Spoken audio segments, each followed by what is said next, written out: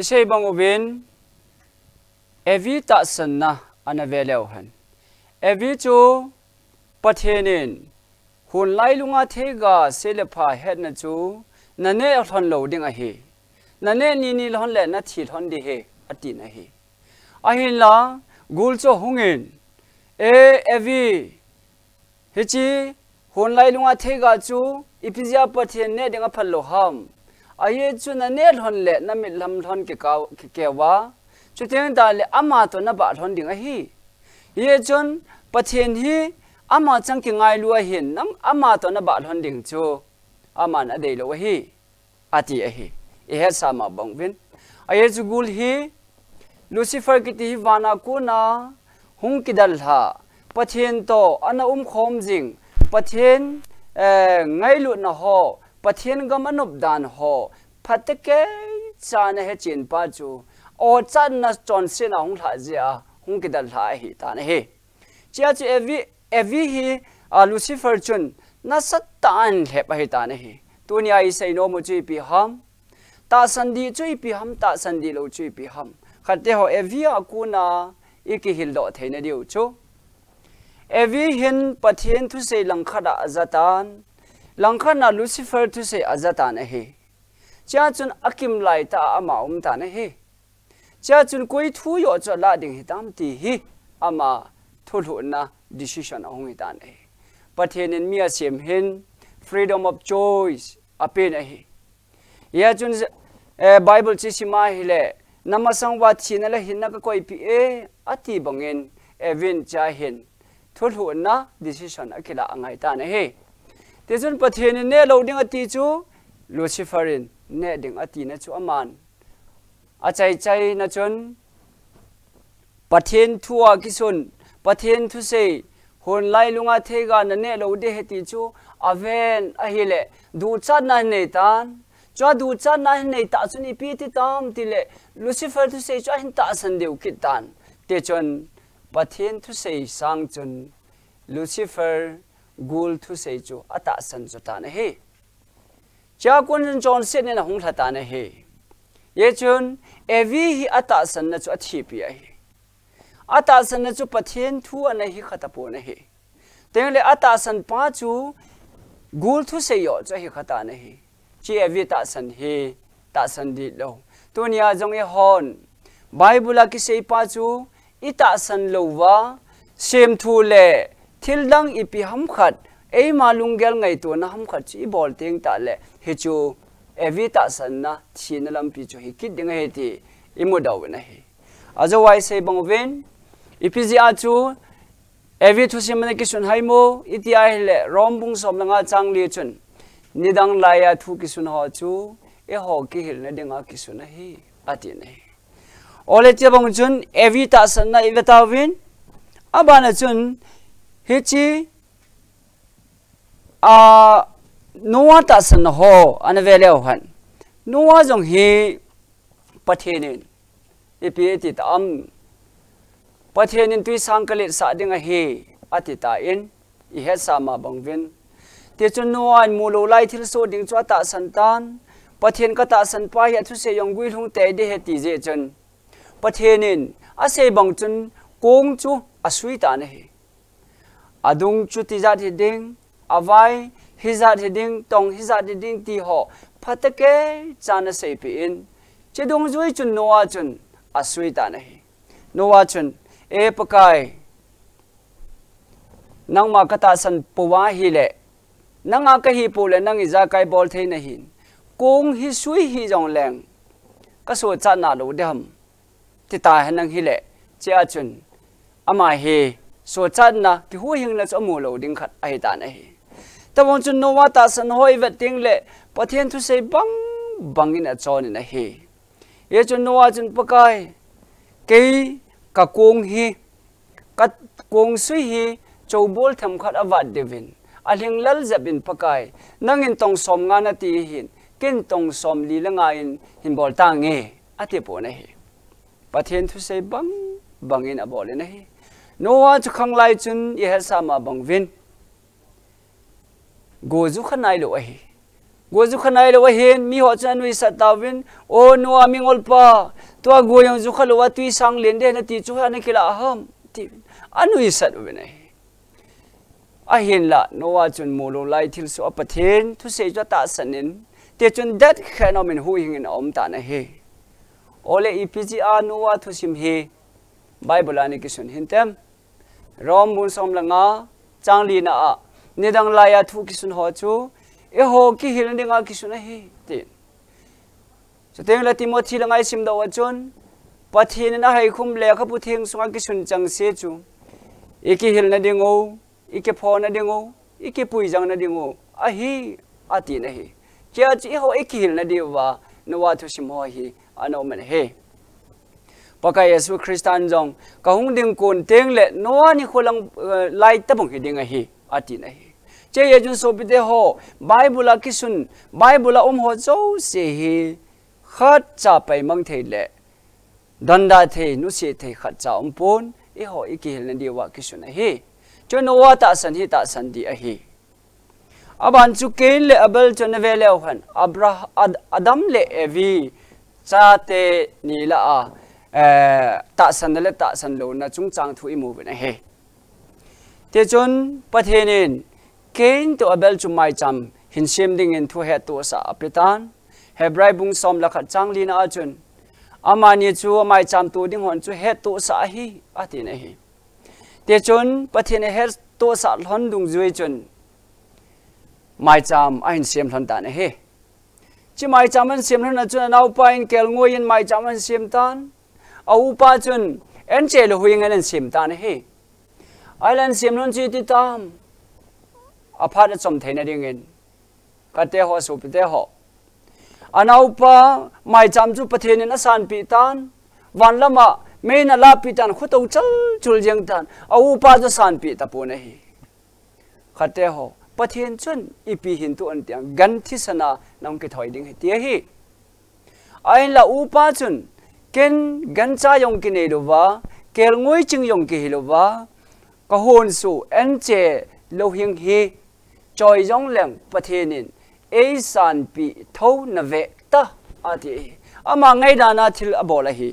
pathen se hi lo wa ama ngai dan ama pha sa da na hi na ato hi ai la nau pa chun ama ngai dan hilovin ama pha sa dan hilovin pathen thu bang bang chuna bolin ai khate ho tia bolon lai pha chun anau pa san pia hunguma au pa san pia hum lo pha chun achom lama se ding chun hungo boy gamla chi te atitan gamla puitan te chon gamla a anau pa chu athat ta nei chom lama se ding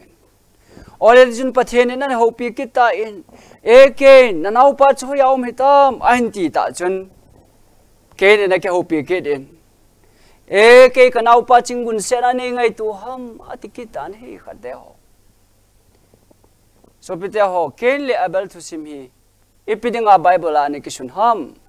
nang le ke ki hil na dinga ki sun hi anau pan pathen thu bang banga bola so cha a hu hinga a uma suting dale au pan ama ngai dana abola pathen asan pi lo thienalam pia zot he tunia nang le kein jong iki hil na ding chu anau pa belin pathen thu bang bangin a bolin e ho in sumi te ho e ho nammi pi te ho i society a gam kaiwa e mami mela ebel bangin e ho jong pathen thu se bang bang bolu ti ve khatve tiang le krista hung ding van ga mai hung pui na ding win itiwa pathen thu ngaya chu ium ding u te nai alang khara chun ken bonga i chon wa hi le pathen ga mi thun lo ding wa hi tia iki hil theina di wa nang le ke ki hil na dinga bible ani ki sun he ti he di wina phane he ti cho hin anau bible jong pathen cho ta sane chuteng le au pan jong pathen ta san na na he mai cham jong asim chi chi thon na he thil to yong anei chi chi thon na he a hin la pathen ta san gel thon han lang pathen mai cham bol chi thon nama jong le pathen sei banga bol pa akipom pi in pathian sei bang hilo ama ngai dana bol pa au ken wang ake pompi ta po na hi tuni yong e ho notice gam sunga kukinam mi te ho pathian sei banga ichon wa pathian dei banga imule pathianin hopi datta van Jerusalem thina talo kana talo na talo hilo talo kilang hin ki bung khan na jong talo ki vadana jong talo chugama chu dinga ipui diu heti he akichen he jeng ne he ye chun hichi keile pathian ka athin pole pathian sei khal hi jong le ipi kho de ham ti na pa pathian ei san pi tho na ve ta ti kampau ema lema ki gel kho na them ki chan na ngai dan ki ti pa hi pathian bible chun aphal po na he ye chun so pi te ho kanami pi te ho che ye chun tu nya I chon dan hi ipi ti tam ken le abela ko na ikil na ipi umam pathian sei lo khat na bol kha ai lo le pathian sei khat na bol lo kha cha hi iki hilding wa he hita bang chun noa te ta san ho jong izil ta win ken level ta san jong izil ta win chuteng le evi ta san jong izil ta win a he chuban le ta san tam pi zil ding omin abana ne veki leuhan abraham ta san imo bin a he christian te hi ta san lama khatve le lung thadaya khatve le kaltowa hitimong monga chu aki umin a he pathian Abraham ko chun Genesis bung som na ni chang khat chun Abraham na phung na chang nagam le se nain ko te hinda than ati na he khate ho pathian Abraham ko chun na phung na chang hinda than ati na he tonian Christian di ta pathian cha te chun phung la chang ada la dingai na he phung la chang gel kho na kilang khin ki bung khan na phung la chang thu asei tam lo ding ti na he laya ka ga benomin chuteng ta le Timothy chun lekha thura chun sima hi le tan thelo phungoi tho sot hi on akiti na hi chi chun set na aso sa roi akiti na hi ipu Abraham ta sanna I pau chu amayong chu aphung la chang ngai sa talowa ama pathian thu jo ngai sa dingin ko wa hi ti yong hi mo thai no man he ai le hichi ipaw Abraham ta sane chu ako do tan khoi ju le bon noi lon na kam sa de he ati na he ai le aman jong pakai chigama chu ka hung le in ka nei di nam ai lo le he pa la chu ka ti la tui ne nom hi nam lo tho na ding nom hi nam I ka ti dham ti na khat cha nei lo ven pakai nei ko le tin ta san jal chu na pod do ta na he bible chun ki chen sadin imo na he ole ti achun pathian sei bang chun Abraham chong kon do tan chom lama sei dingin pathian thu sei bang hung do tan te chon kanan gama khoi ju le bon noi lon na gam ati chu ipi na ti tam hichimona chi tabang thu so nam tam kanan gama chun Egypt gama kanan gama chi na achun sopite ho kel al han hi kel na sat tai na thakit tan te chun Egypt gama pu sui na che ke den ta san na ipaw Abraham chu kel tha jen pu suin che Egypt gama che tan he chita bong kel tha na chi na chun azinu chu amel hoi be se je chun a setan mi in koi na him atile ka so pinu he ka ti ding ka ji he ka ti lo de hi ti hi setan he tabong ta chun kaji hetina lep kitan achom lama se dingin ahung kile kitan ahung san ahung yin te chon pathianin pa Abraham ko machini pi se tam ti a hile nachil ha chunga se ja noya ne le zat hiding ha ten ahila azinu achin kitan he Abraham dinga chu e pakai nangin hitya na se ya na nung kan ju na tu se ka ngaya ia ti le hita hi nei bol heta ati the hin la tho hat in ama hin phatet cha in hiti chon pathian thu se chu atu dat khe na he te chon azinu achengin a hin la pathian cha in pikitan o a hin pikita pathian an sugui lung ta ti nungin jong Moria thanga na chapa na hin tu do de ti kita ne hi khateo so nang le ke ding din muni ki vet len Abraham hi itabong hitam e hi le pakai nang wang ka hu ta lo din hi ta san the ne po i ti jeng lo de ha ai la Abraham in atu dat khe na omen hi te chon achapa ga pi do chong chon ha sata hong hita ne hi Abraham in nidanga za kha lo achapa tu do ding thua za chuna lungim ma jing ha sa sal he jing ne hin la pakai thu se hi je chon aman pakai thu bang pathen in ap hen pathen ekila kit hi pathen ap kit thei de ti ta san yal chuna ko ni na hi le ki pa ta in achapa tha khelin kel ngoi chal khat to ding pathen a pe ti chu i heavy ne ye chuni pui pa te ho thulun lui khang langa mi te ho jong ta san jing se hin ana chon win ta sanajali gamana lawin he ye chuna ipau Abraham he ta san di chu hongi ta ne he chu tabang ma chun naman dam na yong he win he naman mi phapal chu dam thei lo he ta ne he ela naman chu sipai jalam kai Syria tia lam kai khat he cha chuna pha chu ke he do ai le million milal chaum talo no do a pam pa ya ding a he ta ne he ahilla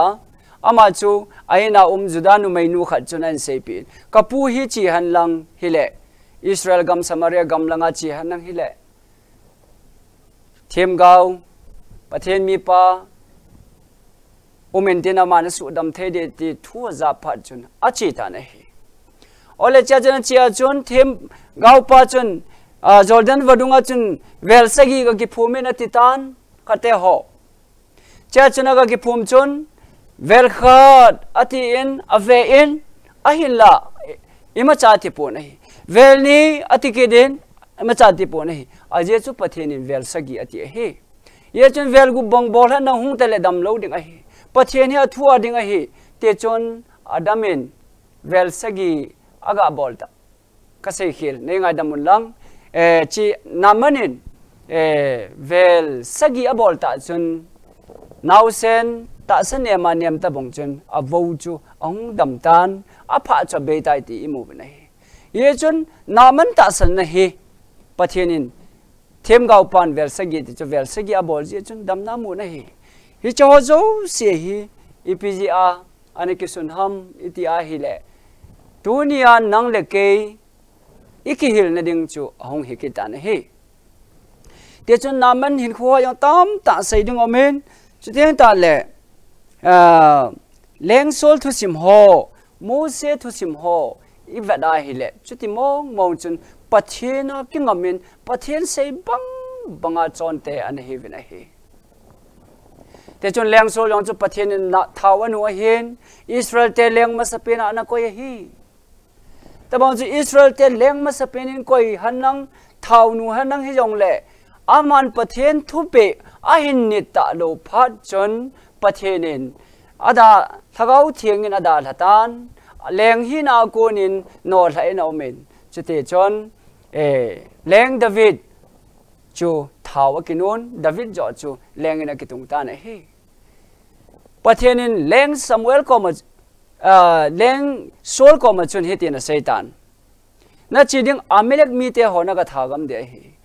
gan cha jo sia na ka thagam de hi atien pathen thope dung ju na kal songin chon leng Saul chun avai kon dung ju in gal zo na changta na hi le pathen thupi a hai mil tan leng pa yong a hingin an man tan chuteng ta le gan cha ho zo se yong that zo lovin a thau lai ho chu an ki po in o mo thagam sang hin ki kai han lang pathen mai cham ma ke mangle phazon te ti mi hem lungel hong kon do ta na he chuteng le leng pa yong chu ki tha sang ne hing ki men le phazon te ti mi hem lungel ngai to na lama di sa na chu an pu do tan te chun pathen thu pi bang lo ta chun leng pa yong a hing in an kai tan teng le gan cha yong a thau lai an kai ta chu pathen amu phadin Samuel soltan he pathen hi athu ki ngai pi le ki pa zo hi mai cham gan cái na gần tha hồ sang à bắt thiên hi à thua kinh ngày pi là phải rõ hết đi thua chỉ ông say ta này thế nên tôi nhà Christian tam ta hi i hòn bắt thiên thu bằng à Jesus Christa ta sana hu hing pu leng pai kisan wa bắt thiên thua cái say bằng à i chọn lệ ta san mà sao honung zui Christian đi i he ding wa hi a hin la bắt thiên chu hu hing pu leng pai kisan wa bắt thiên thu Bible zui luwa ema ngày dan ema chọn dan na chu i chọn wa a hi le che chu thi na lam pi hi Bible in ko jim le ko za o me ati na hi ko jim ma chi ho chu alam pi yong a kitchen a chi yong a thomin hin na lam pi ati na hi ko za chi ho chu na lam pi yong a le nen a chi yong a tamin anomin thi na lam pi hi ti na hi so pite pakai Yesu Christan kon jima lu ding le ama thu banga chon dinga pakain e ko we mo se yong cha leng la hin ho zo se apan thaining zo se hin dal han Egypt gama go zo se sangin Krista a ho se nau chung nung jon agelin ami te to bol he su gan thei tho dinga heng zo na hi tonin Krista dinga nang le ken ipi da tha ngam omam khate ho mo se chu Egypt gam faro chanu chapa akimin vo leng hi thei din mon a hi hin la hununga hungding Jesu Christa in gam tu pasem pi le paka Yesu Christan had doding thu a head je chun leng lalal hina sumle pai nei le go ho zo se sangin Christa akhan zo na hi mo se ta san na hi ta san di ai so pite ho tunin e hon jong ipi ha me dal ha lo le se chung ai pi ha me dal ha lo pakai thu banga i chon sa thelo nau chi pi ham tu lain ta san na tam ta ki hel na di lo om ta na he te chon pathenin ama thu banga ding nei David na he Jericho kulpi chu vat ki da hi le Israel ten Jericho kulpi abulu layu chon pathen se bang chon a bol ki ta na hi le te chon am ho tha hat wang he talo win pathenin he chi Jericho kulpi chu achim satan galzona apen hi ahela Israel chaten Joshua lamkai na a avai kon wa pathen thu banga abol kit lo pharwin ai hopi chu alal kitab ne cho zo se he tuni Christian i ho gamsunga kukinami pite zo se ISTV program ve ho zo se heading up pathenen iki hil na diwa hitabang thusim ho hi ina koi piu heti hi I had de win pha ka sa ne hi aya jorom bung som danga changli na chun nidang laya thu kisun ho chu nang le ke ki hil na dinga hi nidang laya Israel cha te ho ana thi naw le ai lo le mun chim la na khi hum na ho hasan tampi na tu ho gam noya golin na chu thi sim ho sumengul ho cha versa kin le ahung hindan ho cho zo se hi nang le ke in pakai lampi I ho kha na ding I zui kha na dinga I ki hil na dinga an ki suna hi so be de ho yen pakai sun jong ka cha na lung thim nei pe in ka thu banga chon ho chu song chunga in sa ke ti dinga hi ama wang ka thu banga chon lo ho chu nel chunga in sa ke ti dinga hi ati nei pakai Yesu Christan Calvary cross a kathisana kalhad do ka cha te ho tunia ke thu na ngai diu ham ai lo le mel ma pa thu na ngai diu ham lungsena kot ke kha ding hai tai tu phat lam chang hai tai tai ko la yo hi so pite ho satan le pathin ki do na he chamjam le hem le thal a ki do ai po in pathin thu a ki do ai lan ta na he Tonian pathenin hona thega na ne loading ahi ati le satan na ne de hi ati nahi tu lain apa chal hagau thing mina baptize tu ya na lu de hi ti a pathen thun e hi live satan chun the tho ding ahi ati ta nahi tu lai pathenin no hon chol nga ni thing ta ni ding ana gel do jing diu he ati in ai la satan chun e pathen chu ngai lu thi ya a tho do ni hi yong la kho pun te ati nai ye chun pathenin mi a thi teng le le ya ki cho le hin Jesus Christ hung teng ta le sum kon gin to van mi te to lopi ta ogin to hun ting le thana ko na hung tho do ding chu teng le wana ka pui pan ding a hi atin bible ne hi ne hi ai la satan chuni pi se ta e mi hem cha thi le van ga ma uma wana va chai la sai ho da hung tau hi ti ho jang om ki de ne hi so bi te ho ki hil na iti hi bible thu dung zui hiding a hi bible sei bonga chon te chu hong hiding a hi ole tu lai mi kim khadin ngai lut na on analau tivin esaya bung som ngale ge chang khat chuni pi tia sei ta mi ti a hi le no ogin nem sa hi in ati na hi cha chun no ogin nem sa hi in keiman ka thu se ho hi kami te ko ma ka phong wen ati na hi hetin sim leng ho samin no ogin nem sa hi helin no o chu all chan se hi in ati hi te chun no ogin sang ta in samin lang sum kon gin to ba sa in sum kon iti heaven to tro taung ki se mai le na sata ging bang khun no o chu san san sei jeng in kami te hi nga asu khil naw ga phongin ati ta na hi so bite ho pathen cha te hon isu khil naw tu nya hi ngai lu na o kan se ding a hi ki hil na di lo ki ti hi aum ta na hi chi chui pi tam ti a hi le ngai lu no hin ngai se na hi pon pathianin cheptan lo ima hi ta poi pathian thu pe ni bo thu pi pen he ti lai jen tanding nga lal jong yum movin a he cho ta bang omin a he che chun pathian thu hi ema de dan le ema phasa dan dana la om ta je hin mi pi te ho lam vai na ki tan tunin mi pi te in igel di wa ka de chu bible in thiam gaul hem thui hem tam ta so do tai ati na hi chuti a hi le thiam gaul hem chi ti mat do de tam thui hem chi ti mat do de tam ti hi yon gelu ti ve ye chun te ka na thu khat in seleng e ho sadal hills gam manipur gam sunga din ga sele han ko pru mol chu sadal hills gam sunga omekiti han lang lekha bua ki ji ta han lang ke in jilkung pu ke ma teacher pa chun chapang ho juga healing ka ting e chapang ho ko pru mol hi sadal hills gam kai sunga uma he ka ti ai le thu hil di ka hi ding a hi adi jong adi a hi ai la ke man ka hil teng ta le ko pru mol sang hi chapang ho USA gam America gam uma he tin ken hil taleng hi chu thu hil di lo ka hi ding ai ai thu hil wang ka hi nai o ya pu yong ka hi nai ai la ka hil chu di lo hi hita bunga chu pathian thu bang to ki to lo wa hil zo se hi ke hileng mi hile thu hil di lo a he ti hi mi pi ten ki hol di wa ngai ta na hi ye chun pakai Yesu Christa jeng bo ve ti ven pakai thu banga chon ti ve pakai thu ni PSM pakai thu bang banga chon te hiding in ilung thi ngai tu na ho e hon ki siam da rutin ki phun da ru ti ve ti chu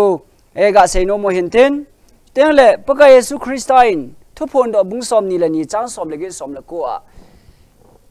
lagau thu sei do ho ka het to sa ka sei pi a hi ka thu lagau thu sei do ho hi alamangam jong le thiding a hi abel apom jong le thiding a hi ati na hi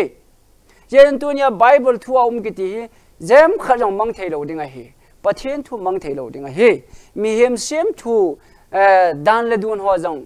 amana ha sa le pathian kam chang su ho hi mang lo de ti hi a ki che na he ye chon lu bung som la kha chang som ni le sagi som ni le ge da hi ti na ki mo na he ni khat chu pakai Yesu mi an sudama azet la veya ahona ahung ki to lai chuni pi ti tam cha chun mi pi la chun nunga sang ta khat len ta khat hi ahung peng do tan o sang tan en samen ipian sei ta mi ti a hi le pakai Yesu Christa ko ma chun o Jesu nang nanu chu ka chai an ti ta na hi nang ni na chep noi chu anu no ma he chu teng ta le nau bu yong chen no ma he a hin ti ta na hi le pakai Yesu Christan a hi nai he che kanu chu mi wang pha hi nai a hi yong le a wang pha yo che chu hi tin an se na hi a hi la aman luk bung som la kha chang som ni la ge da a hi la aman a hi nai a hi wangin ประเทศทูซาอาจบเตะหัวจูอันุนนมโจอหิเวอตินะเฮประเทศทูซาอาจบหัวประเทศทูบงอาจีหัวจูนุนนมโจอหิเวกันูสังจุนอตินะเฮขัดเตะหัวตัวเนี้ยประเทศทูจบกิจจูปะไกจ่าเตะหิเมหิตาสันดีตินาเฮโอประเทศไบเบิลจีสิมาฮิเลดีนาจุเมมเฮยองเลเกี่ยวหัวบุงหอนก็จีปีโลปีจุตีหัวเฮตาสันชาติเอเทปนะเฮยาจนไบเบิลทัวร์นะเฮดประเทศทัวร์นะสิมดอเฮตอมง่ายตาอานังเงินนั่นจุยานะจีปีจุประเทศดงไทยนะเฮยาจนเยซูคริสต์เกมาอิเซดับจูเกยองกับป้าอ่างก็เซดับดีเฮตินะเฮ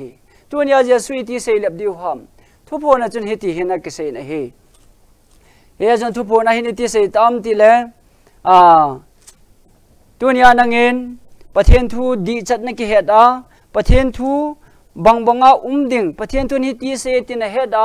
นักกิจได้เฮเลวันกำลุตานะเฮโลดิ่งไอทุกคนบุญสมนี่แหละขัดจังสกีจังเกตนาจินิเวดาเฮเลไอเห็นมิกิจเสียหัวตาสันเนโลหัวเท็ดหัวตัวทัดเตหัวจอนเป็นหัวดอยจอยหัวมิลิมหัวจุเลมิโยหัวโจเซไม่ละกาดไม่กะเอลลังลุงจิงเจงไม่ดีละจูอาจันดิงดอลจังเจดิงอะฮีเวฮิโจทีนีนะอะฮีอะทีนะฮีมิกิจะเสียจุกันละดอนโนไม่ฮีขัดเตหอประเทศทูบังอาณาจิงอัมโลบัสานานี่หอจูกิจารขัดกินเอจินะฮีกะโหบุงลำไกปะไอโลเลกะโหสปะไอโลเลกปาสลปาอิติจีบินประเทศทูเฮดจงอิจีดอปิงอัมปูบินะเฮจุดที่เฮจนตัวนี้ทุยฮิลเฮมและทุยฮิลดีกิติเฮอีฮอนอีกเฮดเจนูวาปะไกทูบังไอจอนเดียวเฮในดังลายกิชุนฮอจีฮอกิฮิลนาเฮติบังเงินเกลเลเบลตาสันนะจูเบลตาสันนะจูทุดีเฮตาสันดีเฮเต็งตาเลเกณฑ์ตาสันจูตาสันดีโลเฮอับราฮัมตาสันดีเฮประเทศทูบังไอจอนดิ่งเงินปะไกในเต็มนมบันเฮใจนั่นดิ่งเงินลูกบุงกุบจังสอมดีเลกุบจุนนฮอนก็เสียทัวและจอนโลว่าอีพิดบอลาปะไกในติวหามตินะเฮเจียจุนปะไกยินตัวนี้เกยองนฮอยองเทข